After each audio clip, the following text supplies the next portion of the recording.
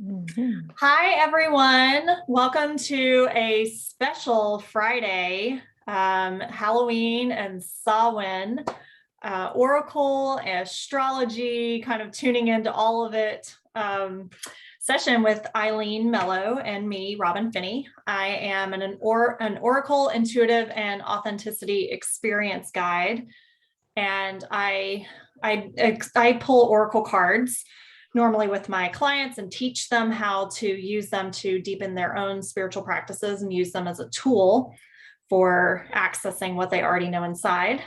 And Eileen here, let you introduce yourself. Yeah. Hi, everyone. It's so good to be back with you, Robin. I'm an astrologer. I'm a professional astrologer. I'm a second generation evolutionary astrologer. So when I'm looking at a person's birth chart and interpreting it, I'm looking at it through the lens of a person's evolutionary soul growth and what lessons they're learning in this particular lifetime. And it's really wonderful on days like Halloween to look at the astrology and talk a little bit about what energies are in effect. And we're also going to pull an Ching, right, as like our oracle for the wisdom of this recording. Robin and I both have a penchant for the Ching, and it's been really helpful to our spiritual growth and spiritual practices in particular. So that's why we wanted to bring more of the Ching wisdom to you. Robin, are you cool if I talk a little bit right now Yeah, about the yeah, astrological? Yeah. So I'm in. um, right now the sun is traveling through the constellation of Scorpio. So we are in Scorpio season. And I was talking to a friend this morning about how poor Scorpio gets a bad rap. It's like the sign that everybody loves to hate, I've noticed, followed quickly by Gemini. And typically what I found when people start talking about this sign or that sign is that one, they're not even always accurate. They're talking about characteristics that are associated with other signs, which is why we need to be careful, because just because you're interacting with a Scorpio does not mean that the characteristics they're presenting are scorpionic characteristics.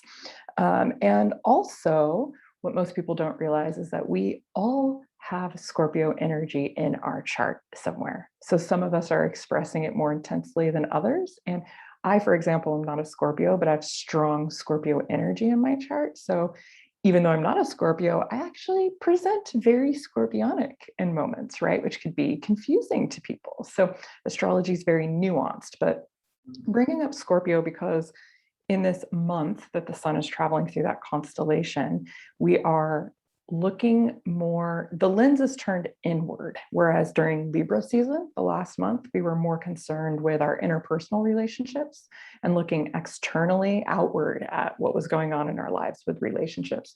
Scorpio is more interested in eliminating our personal limitations, meaning Scorpio is very good. It's the psychologist, it's the inner reflection of saying, man, I keep attracting men who don't respect me. I'm going to have to sit down and do some really deep contemplation or talk to my therapist or look at my spiritual practice and see like what is inside of me that keeps attracting this experience into my life. So the Scorpio archetype is so profoundly excellent at doing this kind of self-reflection, identifying where we have a limitation in some way, and then actually transmuting and transforming the energy that created that in the first place. So it's almost like the sting of the scorpion is the medicine that we need for the transformative process. Yeah. So during Scorpio season, we can find that we become more aware, that we have insights, or we're doing more reflection around where we get stuck in life and what is not serving us, because we suffer when that happens, right? And one of the ways that we suffer most in our lives is through relationships. It's where we find the most grief or heartache often, and not just romantic relationship, but even with our families. And as a consulting astrologer, I hear this all the time, like, oh my God, my mother-in-law or my brother's driving me crazy or whatever it may be, right? So it's like relationship is really a school where we're learning so much, and that's the Libra archetype. And then we come into Scorpio, and Scorpio saying, but why is it that every time I talk to my mom, she just triggers that thing in me, and then I snap, and like what is that about, right? So then the Scorpio energy helps us to analyze, to reflect, and see it, and then most importantly, to change it, to shift it, to transform it, So during Scorpio season, it's a really good time to do that type of work. And especially with Samhain, Halloween. Samhain, for those of you who don't know, because I never pronounce it right, we had to look up the correct pronunciation before we came on live here. But Samhain is the Celtic Gaelic pronunciation or word for Halloween, right? So anyway, during Halloween, during this time of the year, they say that the prevailing wisdom is that the veils are thinnest. So we're most able to access like the gamut of cosmic energies, right? They're more readily available to us during this time. And that is again, going back to it being Scorpio season, like that's what Scorpio is about, is death and rebirth and regeneration. And I mean death literally, yes, because that's an aspect of life, but metaphorically, we can experience many deaths throughout our lives, right? As we learn and grow or have a crisis or transition or whatever it may be. So for those of you who previously may have had some negative associations with Scorpio, I hope that you can see where that energy is of service and benefit to each of us individually. And realize also that somebody like Robin has a Scorpio moon, and this is why she's so good at or Scorpio is so intuitive and psychic, right? And I have strong Scorpionic energy as well. So it does bring about the ability to transform oneself. And in evolutionary astrology, it's actually associated with the soul, our soul. So when I'm looking at the astrology and I see Scorpio, it's like that soul energy is so yeah, that's the prevailing energy of this season right now, to give you an overview. And Robin, are you going to pull an I Ching now? Yeah, I'm going to tune in, and I love that. I love that background around that, and just that reminder, because I feel like there's a darkness that's associated, I think, with Scorpio a lot. 100%, yeah. Focus on death. Like my niece, one of my nieces is a Scorpio, and she'll just talk about like she's the Grim Reaper for Halloween this year.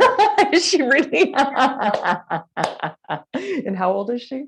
9. What 9-year-old do you know who wants to be death for Halloween? Only a Scorpio. Oh my She God. was so excited to wear a costume today to school. And so it just like, it makes me laugh. But then there's this aspect too, I like that you highlighted with like the psychic intuitive, because I think our awareness is more heightened when we have those aspects and we're willing to indulge in it in a healthy way that's supportive of our life. So it's almost like meeting your shadow rather than trying to run from it. That's exactly right. And you're hitting on, Robin, what you just said, meeting the shadow versus running from it. And this is where I find people who have an aversion to the Scorpio energy, or people who have an aversion often, not always, but sometimes, to doing that deep dive into the self, where it's like that realm is scary and uncomfortable, because that realm is scary and uncomfortable. It's not where we are accustomed to being. It is the darkness. It's hell, literally and metaphorically. It's death, literally and metaphorically. And so somebody like your little niece is like, I'm really comfortable here in the darkness. Like, this is not a problem for me. I don't see it as being pitch black and scary. I see it as being interesting and fertile, right? So when we find that we have an aversion to these different archetypes, that's actually when we need to pay attention to them the most, right? Where there's the most reward waiting for us, I think. Yeah, I love that. Okay, so I'm going to pull up our little whiteboard. So that way I can draw out the I Ching as I throw it. So if you remember from those of you who caught, and if you didn't, you can check out on our channels. We both have a video about an introduction to the I Ching, and the I Ching is comprised of hexagrams within elements. So Eileen I'm going to throw coins 6 times, and I'll be writing out the hexagrams on the board so that you can see it. And then Eileen's going to talk through that. And Robin, before you do that, could we do just like can I say just a few words about absolutely. the I Ching and how it's used? Yeah. So Robin showed you her cover. My cover looks like this. The I Ching is an ancient Chinese divination tool. I call it the original oracle because it's been around for thousands of years, and now we have all these cards and decks that we use, to do what the I Ching does. But the I Ching is extremely masterful in helping us develop our spiritual practice.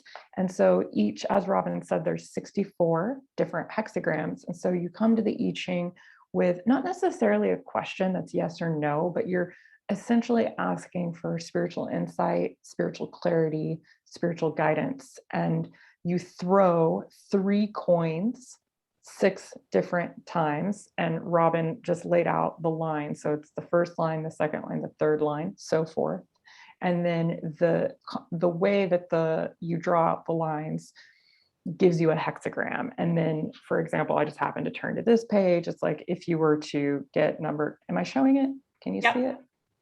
Yeah, then you're reading that particular hexagram, and that is the advice or guidance that you're being given. And these hexagrams have an amazing transformative effect if you actually allow them to penetrate deeply into the mind and the psyche. And so I really recommend that this be used not just for guidance, but deep reflection. And if you have a spiritual path, or if you want to be on a spiritual path, then this is my number one suggested tool, because it's easy to access. It's not like learning astrology, right? It's not something that's complex and technical.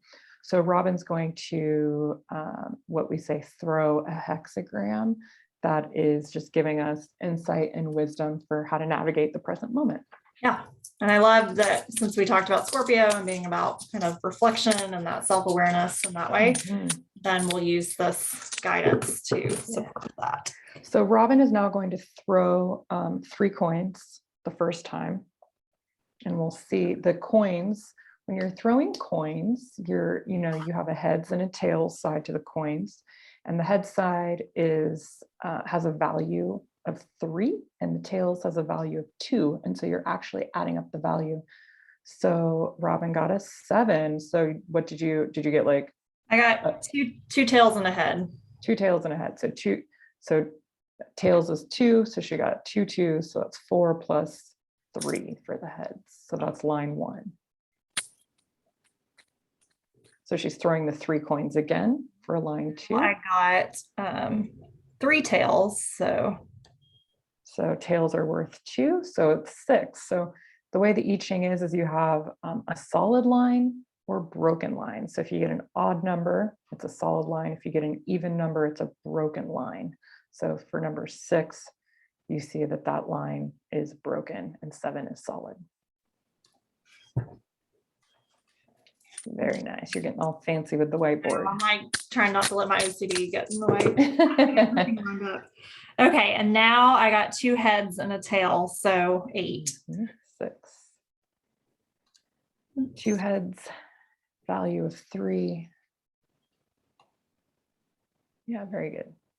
There we go. Okay, so that's our first one.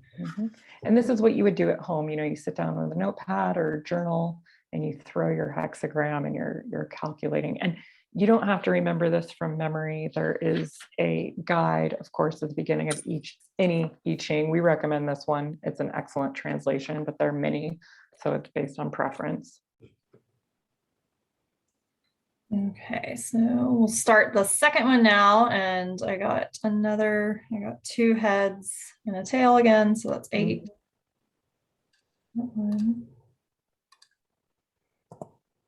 Okay, and then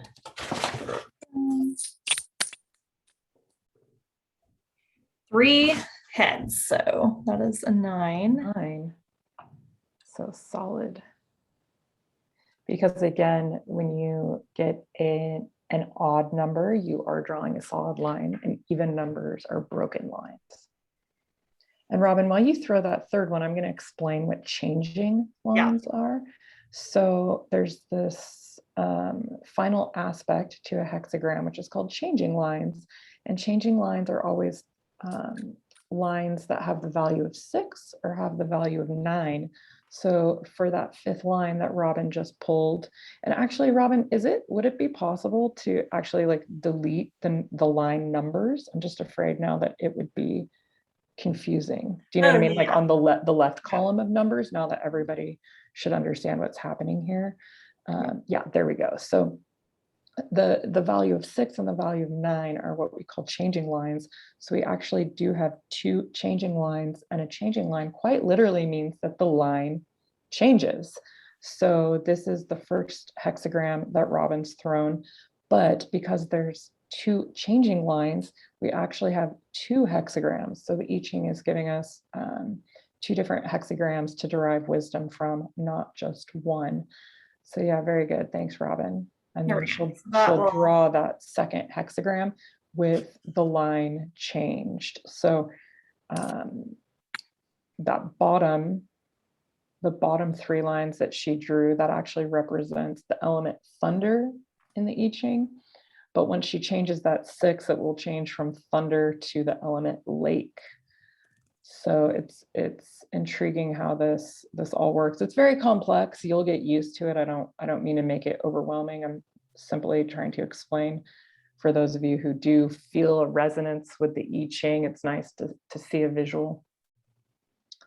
Yeah, so the upper hexagram is the element wind, and the lower one is thunder.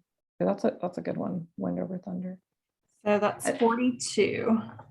Yeah, so there's a key in the book that shows you how to find the hexagram. And so you look at what's on top and what's on bottom. And so Robin threw 42. Increase. Ooh, this is juicy. I like this. Powerful improvements are underway. So great. All right. Do you want to read it, or you want me to? Sure, I can read it. You usually read them. I'll read this one, and then you can give your interpretation. So wind over thunder is the hexagram increase, and they're not all so lovely, you know. So we pulled a nice one, Robin. Powerful improvements are underway. The coming of the hexagram increase signifies a period of increase when the power of heaven descends to surround and invigorate our lives. Like all phases, this too will come to an end. But if we make hay while the sun shines, tremendous progress can be gained at this time. It is in the nature of human beings to relax and become careless when things begin to go well. The I Ching teaches us that we should not do this if we desire the fullest blessings of the beneficial hour. Indeed, our rewards are multiplied if we increase our conscientiousness in auspicious times rather than decrease it. There are 2 ways in which the I Ching especially encourages us to do this. Our first task is to make sacrifices for others. And all of your interactions now embody generosity in thought and action. Forgive what is inferior in others and seek out the good. By giving, encouraging, and assisting, you will draw the superior person in everyone into devoted action. Your second task in this time of increase is to go on strengthening yourself as thunder and wind strengthen each other. This means that if you see something good in another, you imitate it. And when you discover something inferior in yourself, you eliminate it. So here we are talking about Scorpio season and the inner limitations. These simple practices, if continued conscientiously over time, will improve your character and fortunes immeasurably. Through service and self-improvement, you assure yourself of great progress in the days ahead. So then we read the first line of the hexagram. There is additional wisdom for each line. And you read the lines that have changed. In addition, you always read the first line, but then you read the changing line. So it's like, I don't know, I consider it like almost like winning a little jackpot. It's like, ooh, I get extra advice. So the first line is, your own good fortune makes it possible for you to do a great deed. Through selflessness and a sense of purpose, you can accomplish much now. So then the second line we see is a 6. So it's a changing line. I'm going to read that one. The second line is, if you sincerely love the good and true, and you pursue them at every turn, nothing will prevent you from achieving your aims. And then we see the fifth line is the number 9. So it's a changing line. And the fifth line says, true kindness is expressed not in hope of recognition, but in hope of helping another. It is because of this that it is inevitably recognized. Wow. And I think today, so that we don't go like super long, maybe we should just focus on this first hexagram. Yeah. And not reverse it. Yeah. Or, not read the second one. Yeah, I think that's And great. I'll turn it over to you, Robin. Yeah, I think this is, it's a beautiful message. And I think I've been feeling this energy myself with just how, I don't know, I feel like we've all been, the whole world has been in darkness for a while and going through a lot of challenges and chaos, uncertainty. Life's always uncertain, but it's just been like amplified lately. And so I feel like we're slowly, as a collective, we kind of have moving energetically into a space that's like kind of like we're seeing the light again. And so this increase that's coming, powerful improvements underway, is super powerful. And what I love is like, first, the mention of it it speaks to the ego. Like when things are going really well, how often do we step into like cockiness or arrogance, or we just like assume that things are going to continue that way? And so we kind of like let our guard down, or we take our awareness, like we're kind of like, oh, I'm going to take a break from that. Things are good. Things are going well. And so it's not to say like celebrate, like definitely celebrate the highs, celebrate the things, the wins, the things are going well, and don't dwell on it either. Like it's kind of, I like to think of it as the analogy of climbing. It's like you're climbing a mountain and you make it to the top and it's so exciting. It's like, I did this, I made it. And you still have to go back down. Yeah. So and the I Ching reminds us too that the reason we are where we are is through basically the grace of God that we have, that it is the sage that has given us whatever good fortune we're reaping. And if we forget that it's the sage who put us in this position to begin with, then our fall is faster and harder, right? Right. Yeah. What do you think about taking the white-board off now? So while we're talking, but keep going, Robin. I just wanted to. Yeah, I love that because we, how do I get out of this? Nope. Don't worry if it's. I'm like, oh, here we go. Stop share. There we go. Yeah, and then the aspect of making, like, embodying generosity in thought and action. So we're in Scorpio season, and we're also entering into November, which is like a month that people typically, at least in the United States, typically highlight around gratitude. And that's like the sage, God, spirit, source, is who we should always be thinking, because everything we have is from that greater power. And gratitude is the way to amplify that even more. So I think that it's beautiful that we're stepping into that season as well. So it's just that reminder to embody generosity, be kind to yourself, to your thoughts, your actions, pay attention to others, forgive. Like if you've been carrying around something for a long time, like a grudge against someone or resentment, and you just haven't been able to let it go, like this is a great opportunity to use that Scorpio energy and tune in and self-reflect and remember that forgiveness is often for ourselves rather than for the other person. Yeah, and that's a good thing to mention, because Scorpio is the least forgiving of the energies. It's a very vengeful, resentful. It harbors its resentments and it thinks about them and stews on them.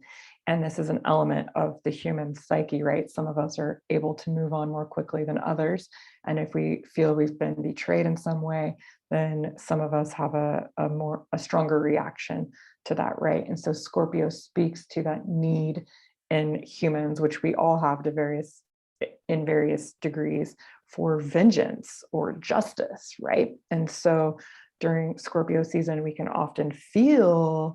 be reminded of the grievances that we are still holding toward others. And I would like to say that in my astrological practice, I found with folks who have been rejected in some way, that is often, or betrayed, those are the most difficult wounds to get over. And it often takes years and years of like applied spiritual practice to actually to transmute that energy, right? So if you're having a difficult time with that, don't be hard on yourself. It's a process. Right. It's not like you're going to flip a switch all of a sudden. You might, but generally it's something that it's like going to the gym and working out. Yeah, You're fine tuning a new muscle, and it's not going to change overnight. So good metaphor. Consistent. It's like being consistent. And then the other aspect of this is just the strength. I love the strengthening yourself as thunder and wind strengthen each other. And I'm in Dallas and it's been super windy and we had big storms the other night. So it was like, I'm feeling that. And I'm like, oh yeah. They've been really leaning into that. But I like the mirror. It's almost like the mirror aspect where if you see something good in someone else, like model yourself after that, like imitate it. And if you see something inferior in yourself, then eliminate it. Mm-hmm. That's perfect. That's the Scorpio archetype right there.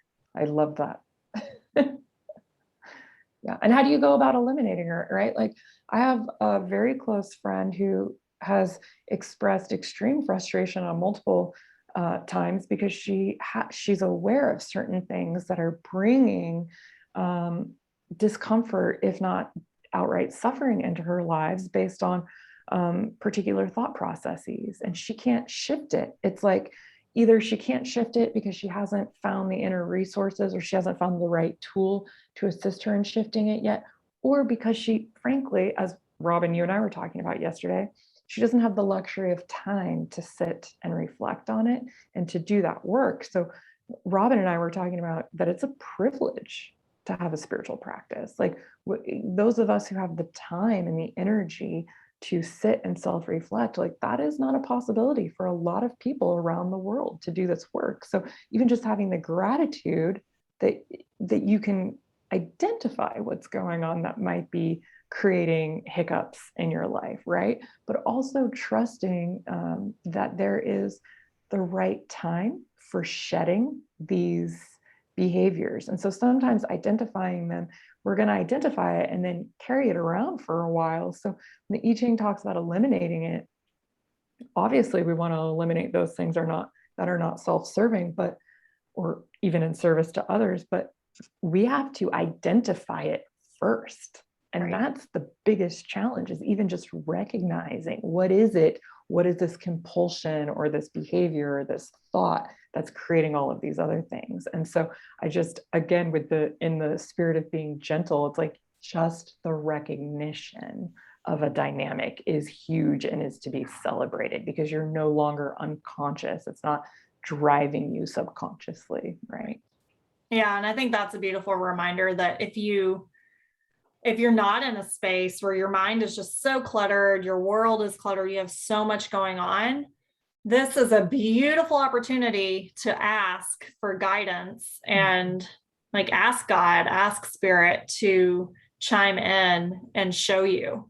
And then that takes, because that's it. I mean, that's really what it is. It's like our guides, our source, like everything is around us, just waiting for us, and it's within us.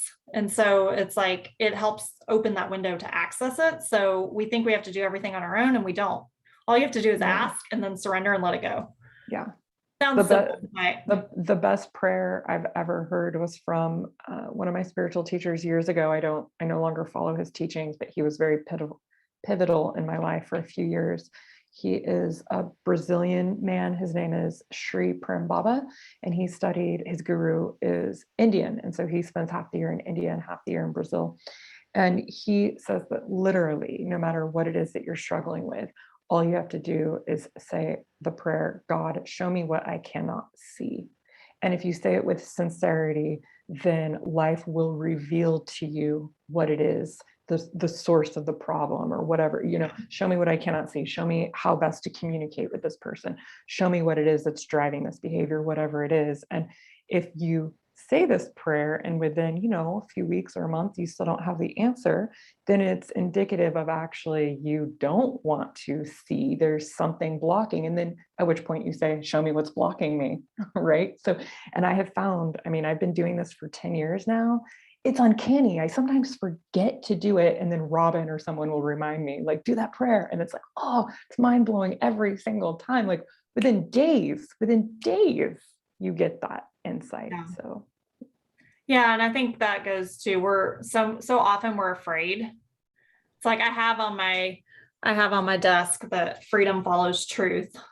And we're so afraid sometimes to know that because we're comfort. We're creatures of comfort. And even though things may not be working in our life, we might be like in a job that's not aligned, or a relationship, or things just aren't going well financially or whatever, we're still like even asking that and saying, show me what I can't see. We're still afraid oftentimes of like, yeah, even though that's going to provide the freedom for us, we can't always see that in the moment. So I think that's where it really just takes time to trust. And Robin, I think this is like if it works for you, this is an excellent concluding point, because when you study astrology, what you find is that each sign, as it leads into the next sign, that it's an evolution, right? In astrology, we have a wheel that's 360 degrees. And so it's the cycle of life and evolution. And each sign has some powerful lesson that assists us in actualizing the energy of the next sign. So we had Libra, which I talked about being where the focus is on interpersonal relationships, external relationships. And then we move into Scorpio, which is the reflection and identification of our inner limitations, which brings suffering, so that we can transform them and have the true union that we want in our lives with people and with God. Okay. The true self-empowerment. Empowerment's a big, big word for Scorpio. And then after Scorpio season, we move into Sagittarius season, where we have our holidays and we're celebrating. And Sag is a fire sign, where Scorpio is this intense water sign, right? Sagittarius is very fun loving and likes to explore and enjoy life. And it is the archetype fundamentally about truth and truth consciousness. And so Sagittarius is very, again, just like everyone has Scorpio energy in their chart, we all have the Sagittarius archetype in our chart. So with Scorpio, we're identifying all of the murky nonsense and then transmuting it into some sort of ultimate truth consciousness. So what is actually true of all of, any limitation that you're identifying within yourself is still a part of God, right? It's still a part of being human and realizing the truth, the core truth. And this is big, this is deep what I'm saying here, right? Like, I'm not saying that Sagittarians walk through life in truth consciousness. Obviously, that's not true necessarily, but it is the archetype of truth consciousness and being able to see what is fundamentally true about me, about life, about God, etc. And that's why we have so much, like we have Thanksgiving during Sagittarius season, but Christmas comes with Capricorn season. So anyway, I don't know if you want to add to that at all, Robin. No, I love that. I think that's, that's a beautiful way it's almost like we're in this time of reflecting and noticing, and then we step into like the truth, and it's like, oh, freeing. It's going to be freeing and light. Yeah. And the truth is that no matter how fucked up and flawed we are, or our family is, or our lover is, like, we are all expressions of God at all times, even when we are expressing maybe some of the nitty gritty archetypes of Scorpio, which is death and all of these things that we'd rather stay away from. Yeah. Still God.